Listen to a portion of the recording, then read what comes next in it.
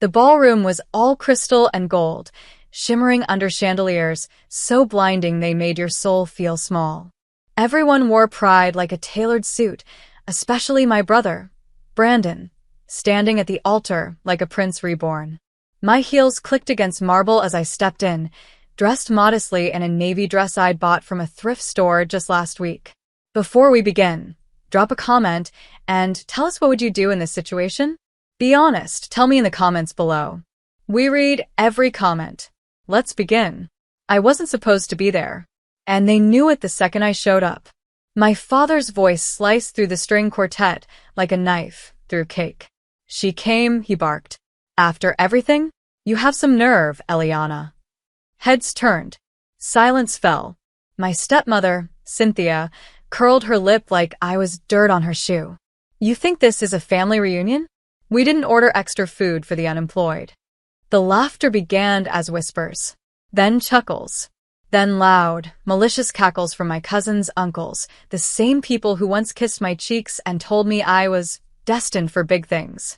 Now they stared at me like I was a charity case who overstayed her welcome. I swallowed my pride. I just came to say congratulations. My father scoffed. Security, he snapped, snapping his fingers as if I were a waitress who got his order wrong. Get this failure out of here. Before I could react, 2 uniformed guards were already closing in. I turned toward him. You're humiliating your own daughter at your son's wedding. That's right, Cynthia hissed. Because you're worth less than the flowers on these damn tables. Brandon never said a word. He stood by the altar like I was a ghost. The same brother who used to cry when I sang him to sleep now looked through me like I didn't exist. My arms were grabbed. My purse fell. I didn't struggle. I didn't scream. I simply looked at them, all of them one final time. I hope this night feels perfect for now, I said calmly. Because tomorrow, you'll remember it as the moment you lost me forever. They laughed again, louder this time. Then the ballroom doors creaked. A tall man in a black suit walked in. His presence felt like a punch to the gut. His eyes scanned the room, cold and assessing. And when he spoke, the world stopped breathing. Eliana, he said. Who the hell laid a hand on my wife? My father blinked. Cynthia's wine glass shattered against the floor, and the entire room went silent. Nobody moved. Not even the violinist, whose bow now hung midair like time had been frozen. The man in the black suit stepped forward. His tone was calm, too calm, but there was fire simmering beneath every syllable. His voice wasn't loud, but it echoed in every corner like thunder trapped in glass. Eliana, he repeated, his gaze piercing through the guards holding her arms. Are you all right? My breath caught. I hadn't planned for this moment to happen today.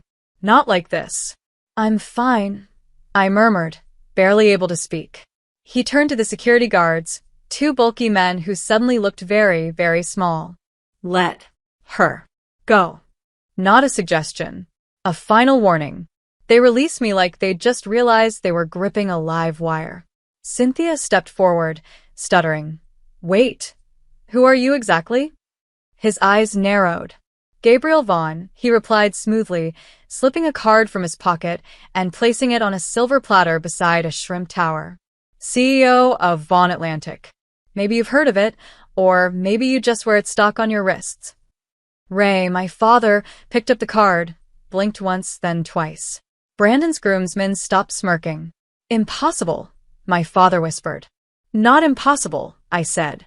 Just inconvenient for you. Gabriel didn't move closer to them. He didn't need to. He just placed a soft hand on my back. Steady, reassuring. And the room, once filled with sneers and giggles, was now so quiet you could hear someone's watch ticking. You married him? Brandon finally asked, his voice almost a squeak. Cynthia laughed nervously. She's lying. This is a setup. Look at her. Look at him. Gabriel turned to her. I was at the Forbes Gala 3 nights ago. You were there too, Mrs. Carter, if I recall. I remember you quite clearly staring at me while I was on stage. Interesting that you didn't recognize your own daughter-in-law then. Cynthia's face turned a mottled shade of red. And for the record, he added sharply, this woman, your failure, was the only reason I survived last year's lowest quarter. She gave me a strategy that added $270 million to our portfolio. You want to know who she is? He stepped aside and gestured to me. She's the reason I'm still standing. I didn't expect the room to erupt in applause. And it didn't. They just stood there, stunned, as if the walls had turned inside out and the truth came flooding through. I looked at Brandon, whose mouth hung open like a broken hinge. You forgot I existed when your wedding got planned, I said, voice steady but tight with the weight of old wounds. You never sent an invite, but you made sure to put me on the no-entry list. Eliana, he began. Don't, I said. You made your choice. All of you did. My father tried to regain ground. You should have told us you were married to him. Would it have mattered? I asked. Would you have treated me better because I was attached to a rich man? Ray looked down. Cynthia reached for a champagne flute, her hands trembling too hard to grasp it. Gabriel placed a soft kiss on my temple. Then he looked back at the room. We're not staying, he said. We came to return something. He reached into his coat pocket and pulled out a folded piece of paper. Gabriel handed it to me, and I walked forward, holding it with the same calmness my father had once mocked in me as cowardice. I bought the estate, I said, holding it out to Ray. The one you mortgaged to fund this wedding. Ray didn't take it. He couldn't. I also canceled the decorators, Gabriel added. They'll be packing up after dessert. Dead. Silence. Brandon's fiancée was the first to sit down, pale as the ivory ribbon on her dress. Let's go, Gabriel said, taking my hand. And as we turned, I whispered back to the room. This was never about revenge. They watched, frozen in their designer suits and rented pride, as I walked out with the man who saw me before the world ever did. But they hadn't seen the final card I was about to play. Not yet. The limo door clicked shut behind us. The chaos of the wedding faded into distant murmurs. But inside, the air still vibrated with everything unspoken. Gabriel reached over and gently took my hand. You all right? He asked, eyes scanning my face like he could see every emotion beneath the surface. I nodded. Yeah, just surprised you showed up like that. He smiled. I promised I'd never let anyone humiliate you again. And he meant it. Because he knew exactly what I'd endured. 2 years ago, I was living in a one-bedroom walk-up in East Harlem, piecing together part-time jobs and selling handmade soaps on Etsy to pay off my student debt. My family had cut me off after I refused to take the corporate job my father arranged. A favor, he called it, for someone as average as you. I remembered sitting alone on my fire escape, watching the city lights flicker below like they were laughing too. And that's when I met Gabriel Vaughn. Not at some ritzy gala. Not during a polished business meeting. I met him bleeding on the curb, outside my building, after a mugger had taken his watch and phone. I gave him water, a place to sit, and patched his wound with a first aid kit I kept under the sink. He never told me his name that night. Just said, I'll find a way to thank you. And he did. 2 weeks later, he walked into the diner where I was working the closing shift.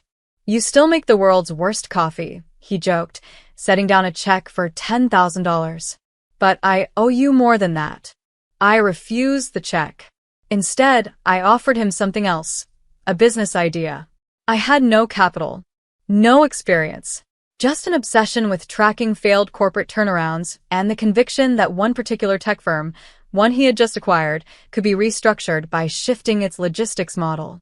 He laughed at first. Then he called me the next morning. From there, everything changed. We married quietly in a courthouse in Brooklyn. No rings. No vows. Just two people standing on opposite sides of ruin choosing to rise. I never told my family, because deep down, I knew they didn't deserve to be part of my success story. Back in the present, the limo glided down Fifth Avenue. Gabriel tapped on his phone. The statement's drafted, he said. It'll hit every press outlet before they're done serving cake. I leaned my head back against the leather seat. Let them choke on it. He turned to me. You know this isn't over, right? I know. They're going to come crawling back. I looked at him, expression hardening. Then I hope they're ready to beg.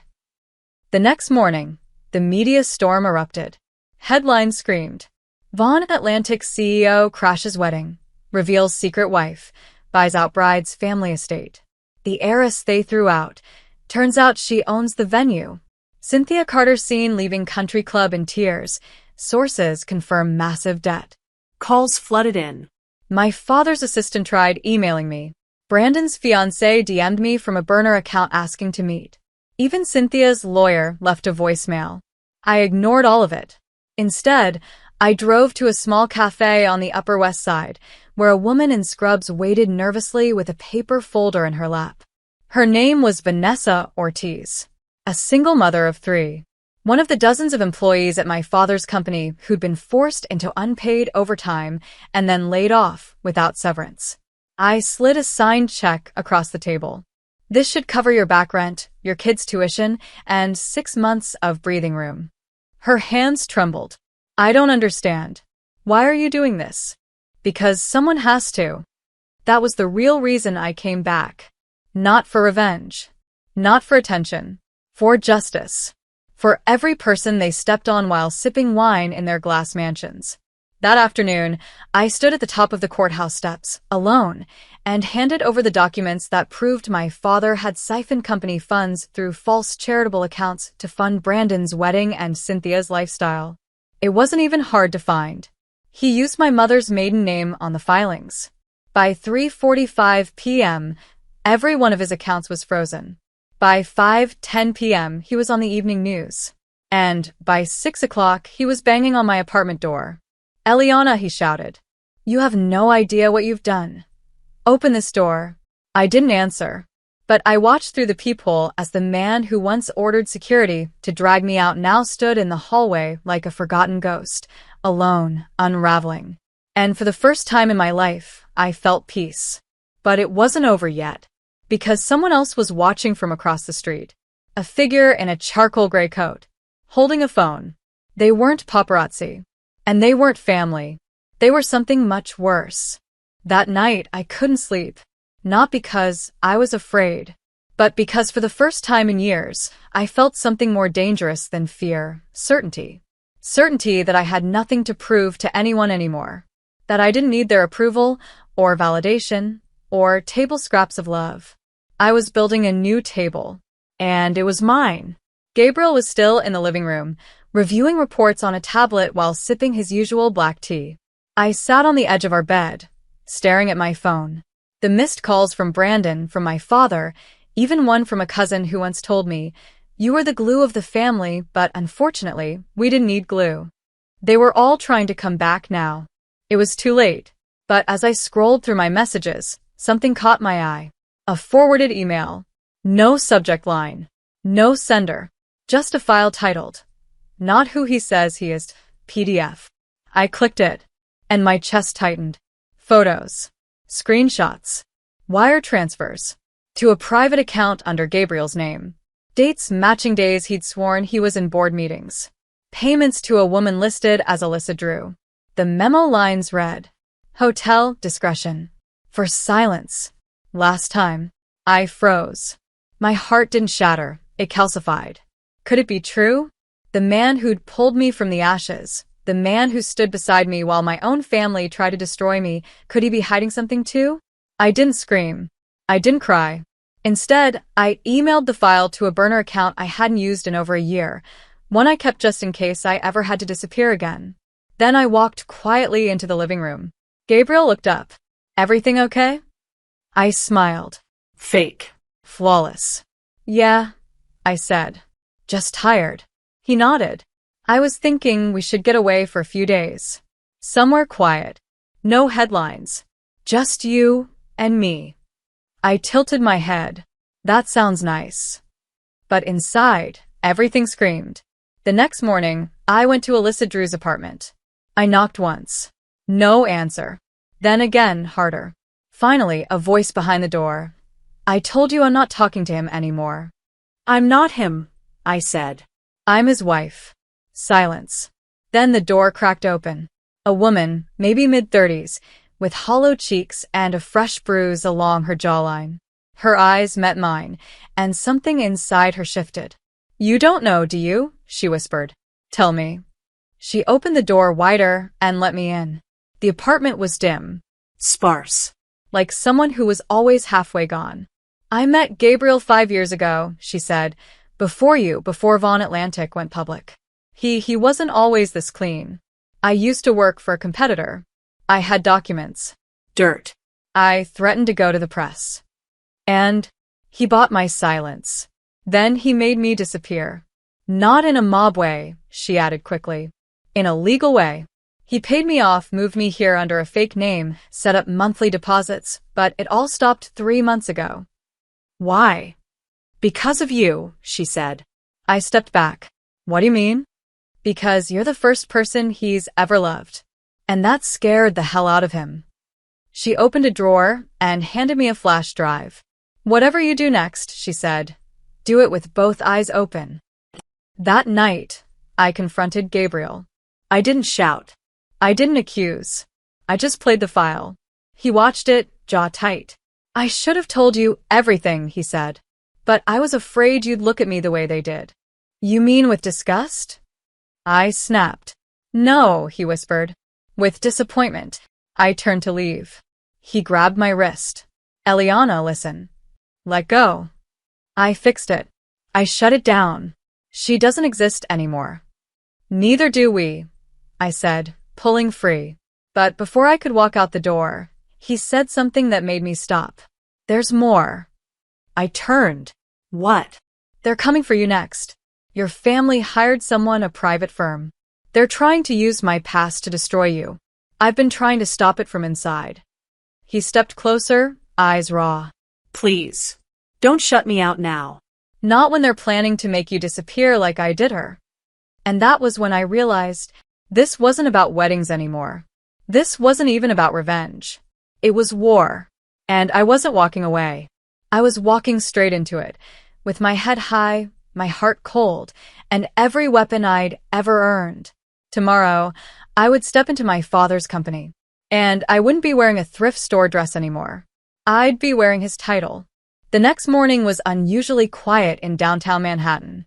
But inside the 43rd floor of Carter Holdings, the building buzzed like an anthill that had just been kicked. People rushed from cubicle to conference room, whispers spreading faster than caffeine. Eliana Carter's in the lobby. She's with lawyers. She brought Gabriel Vaughn with her. She's wearing white? I was. A stark white blazer, pressed to perfection. Symbolic of the clean slate I was about to write, with everyone's sins in full ink. Ray Carter sat at the head of the boardroom table, trying to hold court like the king he once believed he was. Cynthia was beside him, stiff and pale in pearls. Brandon hovered near the back, arms crossed, unsure if he was supposed to smirk or sweat. They didn't know what I'd come for. But they knew I wasn't here to smile. I entered. No greetings. No hellos. I placed the file in front of my father with the kind of precision that makes grown men nervous. What is this? He muttered. The end, I replied. Or the beginning. Depends on how honest you're willing to be. He opened the folder. Documents. Bank statements. Audio recordings. Everything. The fraudulent charities. The embezzlement. The employee mistreatment. The shell accounts in the Cayman Islands. Even the off-record bonuses Brandon had been funneling through dead vendors. You think you can scare me? My father scoffed. I don't have to, I said. Because the IRS already called. You'll be hearing from them in an hour. He slammed the folder shut. You'll go down with me. You were a Carter too. This implicates you. I shook my head slowly. I changed my name last week. Legally. I'm no longer Eliana Carter. Cynthia leaned forward. Then who the hell are you? I smiled. Eliana Vaughn. Owner of 42% of this company, the same stock you diluted without reading the fine print.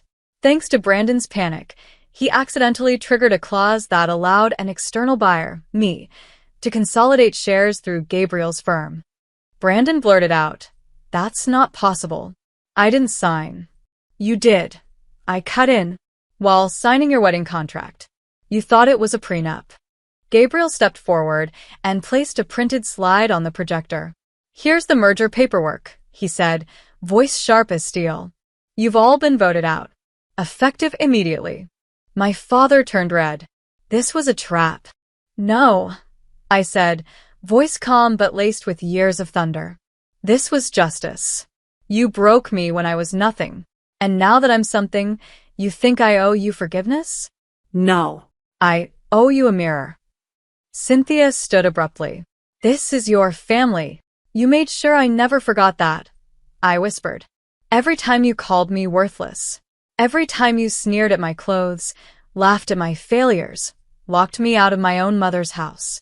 Her eyes glistened. But there was no regret, only regret for getting caught. Ray tried one last card. I'm still your father. And yet, not once did you act like it. Silence. I turned to leave. But then I paused. One more thing, I said. Everyone froze. I walked to the large wall behind the conference table, where a massive portrait of Ray Carter once hung. I pressed a button, and the painting slid aside, revealing a screen. It blinked on a recorded video. It was Alyssa Drew. She spoke clearly, openly, about how she had been manipulated, paid off, and abandoned by my father years ago, not Gabriel, as I'd originally believed. She'd been a victim of the Carters. Gabriel had taken responsibility out of fear that I'd see his past failure as betrayal, not protection. Ray Carter made me sign my name to fraudulent paperwork to cover his own bad deals, Alyssa said in the video. And when I threatened to go public, he used Gabriel to shut me down. I turned back to the room. This wasn't just revenge, I said. It was redemption, for every life your empire crushed. Ray slumped into a seat. Brandon sat down too, shell-shocked, like a man who suddenly realized he'd backed the wrong horse in a burning stable. I walked out. No tears. No second glances. As Gabriel joined me in the elevator, he asked softly, "So what now?" I looked at him. Now I rebuild. But this time with people who see me,